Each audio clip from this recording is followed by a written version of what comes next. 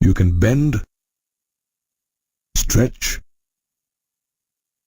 walk, run, and jump. Similarly, all other living organisms exhibit movement, which is one of their characteristic features. However, movement in plants is different from that in animals. The simplest form of movement is protoplasmic streaming, as seen in unicellular organisms like the amoeba. Some organisms show movement of cilia, flagella, and tentacles, while many others are able to move their eyelids, tongue, jaws, hands, and legs. Sometimes, movement may result in a change of location or place. Such voluntary movement is called locomotion.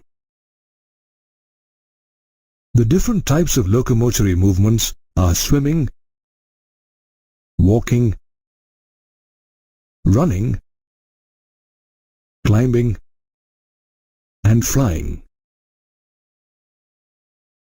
Moreover, in some animals, the structures used for locomotion also help in other movements. In the paramecium, cilia are used for locomotion as well as to draw food inside the cytopharynx. Similarly, in the hydra, tentacles are used for locomotion and to capture prey. Thus, locomotion and movement by an organism are usually studied together. In fact, all locomotion is movement, but all movement is not locomotion. The three main types of movement in human cells are amoeboid, ciliary, and muscular. Amoeboid movement is seen in some specialized cells such as macrophages and white blood cells. This movement is produced by pseudopodia due to protoplasmic streaming. Moreover, cytoskeletal elements like microfilaments are also involved in this type of movement. Another type of movement is ciliary movement, which occurs in most internal tubular organs lined by ciliated epithelium.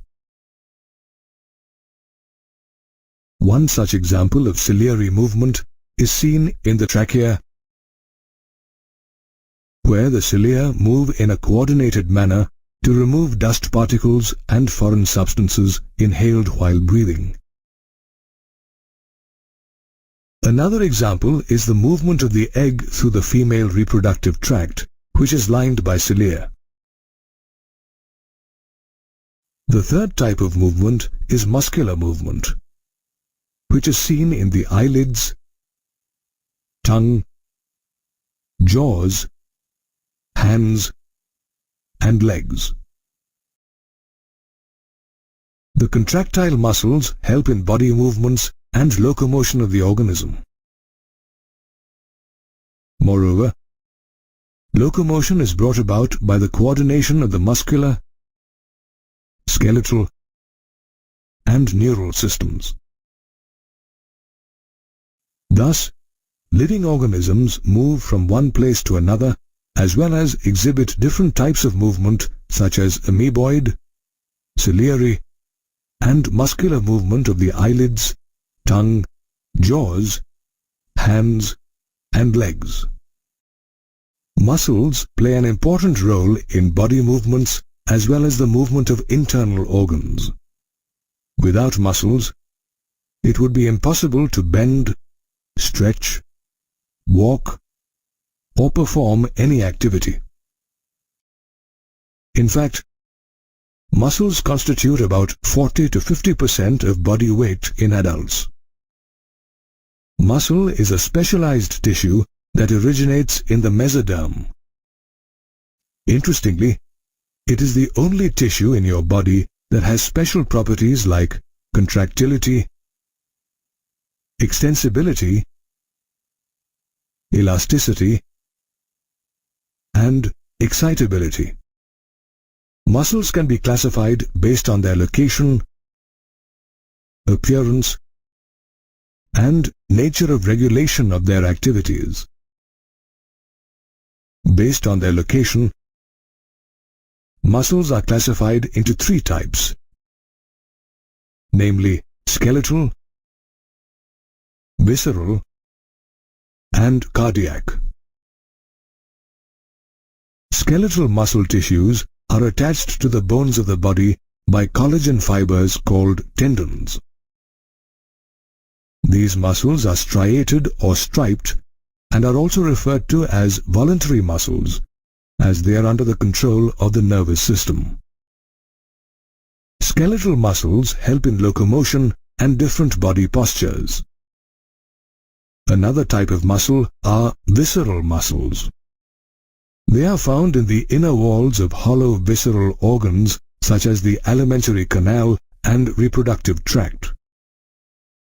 In contrast to skeletal muscles, these muscles are unstriated or smooth and involuntary. These muscles help to carry food through the digestive tract and gametes through the genital tract. The third type of muscle is the cardiac muscle, which is found only in the heart. Cardiac muscle cells are branched, striated, involuntary, and contain a single nucleus. Several cardiac muscle cells assemble in a branched manner to form a cardiac muscle. All these three types of muscles have a complex structure. Let's take a look at the structure of a skeletal muscle. Each skeletal muscle consists of many muscle bundles called fascicles that are held together by a collagenous connective tissue layer called fascia. Each muscle bundle consists of many muscle fibers, where each fiber exhibits a syncytium condition, which means the sarcoplasm contains several nuclei. Did you know that the parts of a muscle fiber have been given special names? For instance, the plasma membrane is called the sarcolemma, the cytoplasm is known as the sarcoplasm, and the endoplasmic reticulum is called the sarcoplasmic reticulum. The sarcoplasmic reticulum is a storehouse of calcium ions which are important for muscle contractions. Each muscle fiber consists of several myofibrils that are parallelly arranged. When viewed under an electron microscope, these myofibrils show alternate light and dark bands. These striations are due to the alternate distribution of two important proteins, actin and myosin. The light band contains actin and is known as isotropic band or I band, whereas the dark band contains myosin and is known as anisotropic band or A band. Both actin and myosin are rod-shaped proteins arranged parallel to each other as well as to the longitudinal axis of the myofibrils. However, myosin filaments are thicker compared to actin filaments, and they are therefore also called thick and thin filaments respectively. They are alternately arranged throughout the length of the myofibrils. Each A band is bisected by a thin fibrous membrane called the M line, to which the thick filaments are attached. Similarly, the center of each I band is bisected by an elastic fiber called the Z line, to which all the thin filaments are firmly attached. The portion of the myofibril that lies between two successive Z lines is called the sarcomere, which forms the functional unit of a muscle contraction. At rest, the ends of the thin filaments partly cover the ends of the thick filaments, leaving the central part of the thick filaments uncovered, which is called the H zone. The biochemical study of the two proteins, actin and myosin, show that both have a complex structure. Each actin or thin filament consists of two F or filamentous actins helically coiled to each other.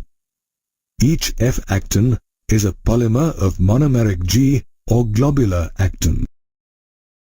These F actins also have two filaments that run closely throughout their length.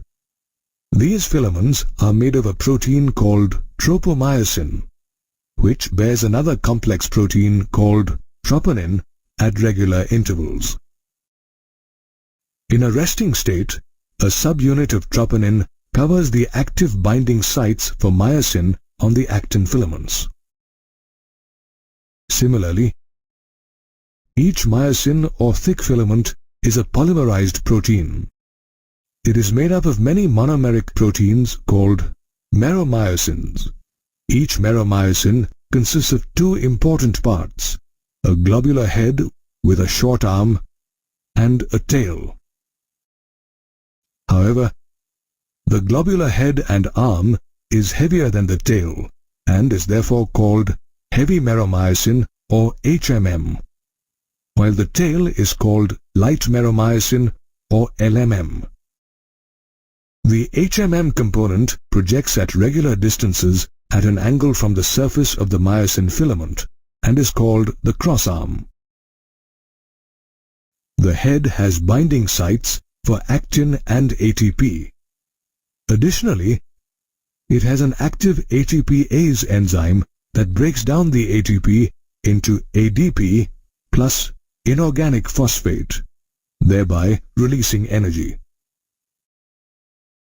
Although the human body has about 650 muscles, in every physical action, whether blinking or running, there is an interplay of muscles as well as complex proteins.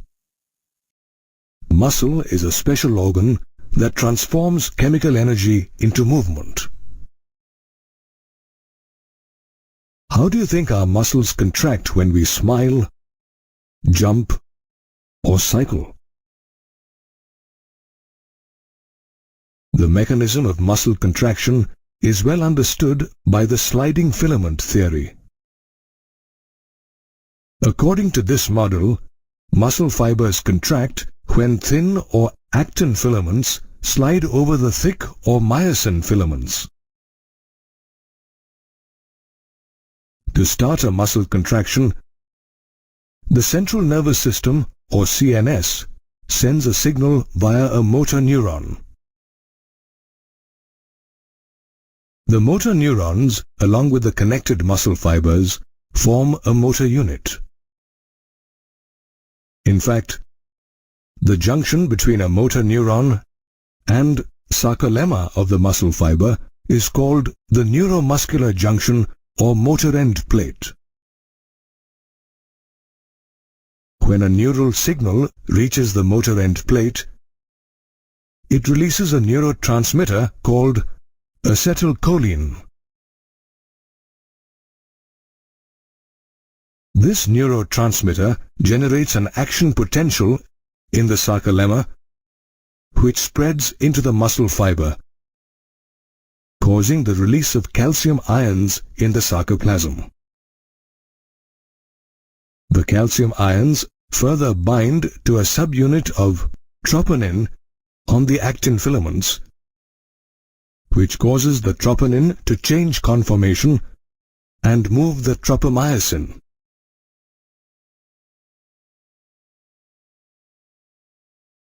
This unmasks the active sites on actin for myosin to bind to it after consuming energy released by ATP hydrolysis.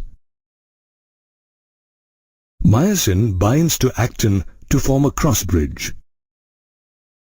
These cross bridges are very important for muscle contraction. they pull the attached actin filaments to the center of the A band. Moreover, the Z line attached to the actins is also pulled inwards, shortening the sarcomere, thereby causing a muscle contraction. During the contraction, the I bands are reduced, whereas the A bands retain their length. Interestingly, the filaments do not change in length, but merely slide over one another during a contraction. The myosin then releases ADP and inorganic phosphate to go back to its relaxed state, after which a new ATP binds to the myosin head and the cross bridge is broken. The myosin head again hydrolyzes ATP and forms a cross bridge. The stages of cross bridge formation, rotation of myosin head and cross bridge breakage are repeated with different or new actin molecules to cause further sliding. The process repeats till calcium ions are pumped back into the sarcoplasmic cisternae, resulting in the masking of actin filaments. This causes the Z lines to return to their original relaxed position.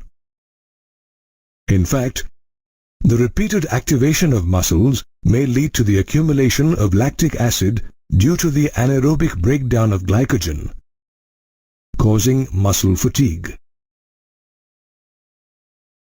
Muscles can be of two types. 1. Those that undergo aerobic respiration, and 2. Those that depend on anaerobic process for energy. Muscles that respire aerobically are also called red fibers. They are thus named because these muscles contain a red pigment called myoglobin that stores oxygen. These muscles also have several mitochondria that consume the stored oxygen for ATP production. On the other hand, muscles that show anaerobic activity are called white fibers. They are thus named because they have very little myoglobin. They are high on sarcoplasmic reticulum but possess few mitochondria. Consequently, they use anaerobic energy processes. All muscles, however, irrespective of showing aerobic or anaerobic activity, contract via the sliding filament mechanism. Have you ever wondered how a boneless body would look? It would be a shapeless bag, making it difficult to move from one place to another. Our skeletal system gives shape to our body, and the muscular system helps in movement. The adult skeletal system consists of 206 bones and a few cartilages.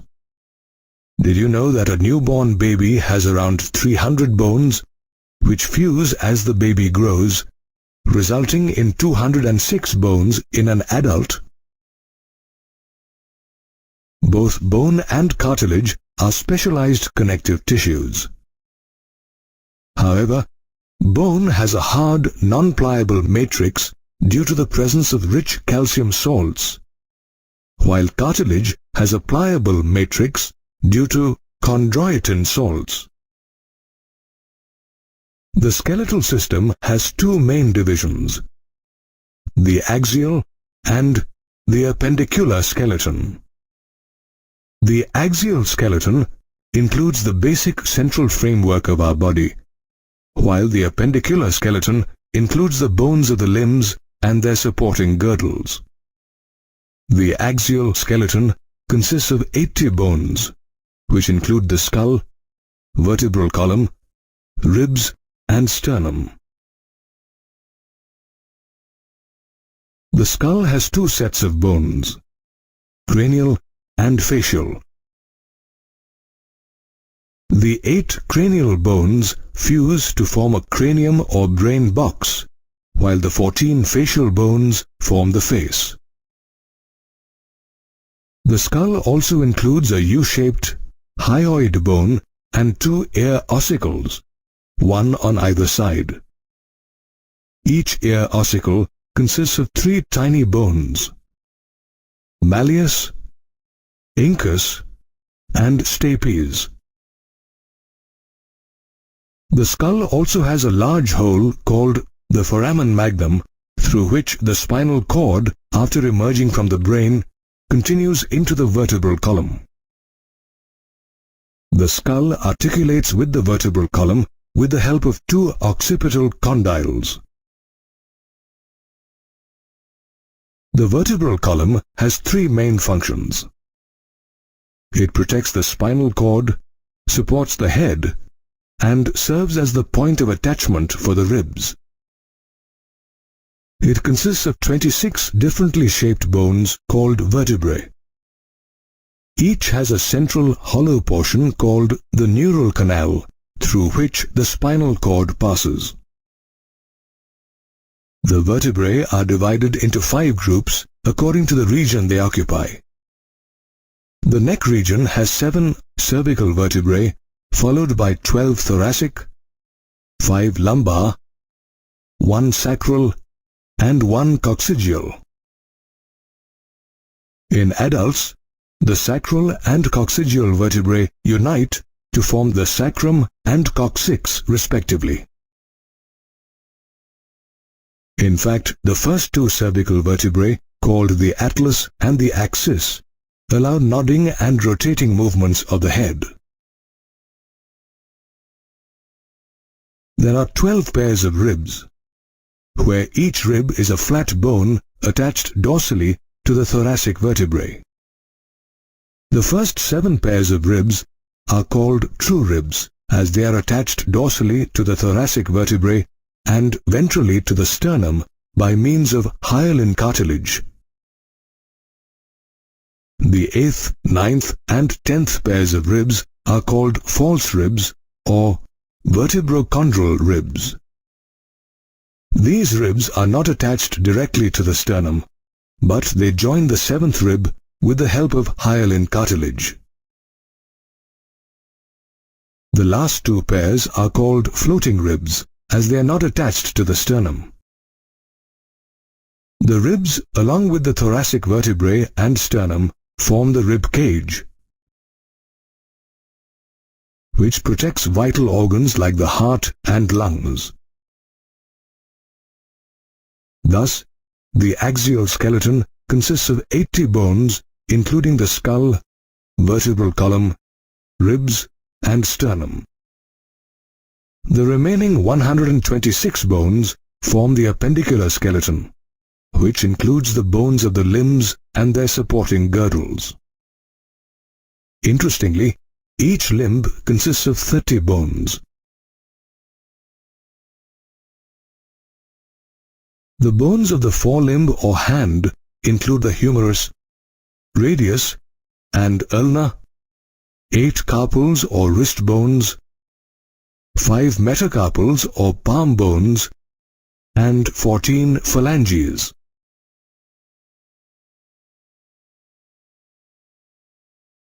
The bones of the hind limb or leg consist of the femur or thigh bone, tibia and fibula, 7 tarsals or ankle bones, 5 metatarsals, and 14 phalanges. Another bone called the patella or kneecap is found on the ventral side of the knee. The remaining 6 bones form the girdle bones, which articulate with the limb bones to the axial skeleton. There are 2 girdles, the pectoral or shoulder girdle and the pelvic or hip girdle. Each half of the pectoral girdle consists of a flat, large, triangular scapula and a curved, slender clavicle or collarbone. The scapula is situated between the 2nd and 7th ribs on the dorsal side of the thorax. It has a slightly elevated ridge called a spine, which projects as a flat, expanded process called the acromion. Below the acromion is a cup-shaped cavity called the glenoid cavity, into which fits the head of the humerus to form the shoulder joint. In addition, the acromion articulates with one end of the clavicle to form the acromioclavicular joint, while the other end connects to the upper part of the sternum. The pectoral girdle plays an important role in the movement of the arms. The other girdle is the pelvic girdle, which consists of two coxal or hip bones. Each coxal bone consists of three bones: the ilium, ischium, and pubis. These bones fuse to form a cavity called the acetabulum, into which fits the head of the femur or thigh bone. The two halves of the hip bones connect dorsally to the sacrum, while these bones meet ventrally with the help of fibrous cartilage to form the pubic symphysis. The pelvic girdle not only supports the limb bones, but also protects the abdominal organs like the reproductive organs and urinary tract. In fact, the female pelvis is wider than the male pelvis to facilitate childbirth. The bones of our body articulate in a way that provides a framework to our body, protect our internal organs, and help in body movements.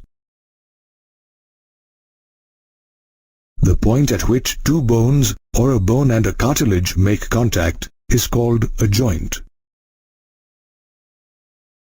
These joints play an important role in the movement of the bony parts of our body, as well as in locomotion.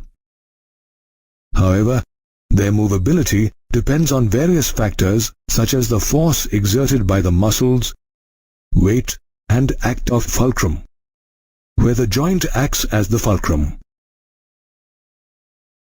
Depending on how bones are connected to each other, joints are classified into three major types: fibrous, cartilaginous, and synovial. Fibrous joints do not allow any movement and are also referred to as immovable joints. For example, the cranial bones, which fuse end to end with the help of fibrous connective tissues to form the cranium. Another type is the cartilaginous joint, in which bones are joined with the help of cartilage. This joint is found between the adjacent vertebrae in the vertebral column, which permits limited movement. The last type is the synovial joint, which is characterized by the presence of a lubricating fluid called synovial fluid filled in a synovial cavity between the articulating surfaces of the two bones. These joints allow a considerable degree of movement. There are several types of synovial joints, such as the ball and socket joint between the humerus and scapula, hinge joint between the ulna and humerus, pivot joint between the atlas and axis vertebrae, gliding joint between the carpals, and the saddle joint between the carpal and metacarpal of the thumb. In this way, the skeletal and muscular systems function in a perfectly coordinated manner. However, over a period of time, these systems may begin to show wear and tear or exhibit some disorders. One such disorder is myasthenia gravis, which is an autoimmune disorder that affects the neuromuscular junction characterized by fatigue, weakening and paralysis of the skeletal muscles. Muscular dystrophy is also common and is characterized by the progressive degeneration of skeletal muscle fiber. It is considered a genetic disorder. Another disorder, tetany, causes rapid spasms in the muscles due to calcium deficiency, whereas Arthritis is the inflammation of joints, a disorder commonly seen in elderly people. Elderly people also suffer from osteoporosis, which is characterized by a decrease in bone mass, which increases the chances of fractures. It is caused by a decrease in the level of estrogen and is therefore more common in women. Gout is another disorder which results in the inflammation of joints due to the accumulation of uric acid crystals. It is essential to observe a healthy diet and lifestyle so that the skeletal and muscular systems can function efficiently.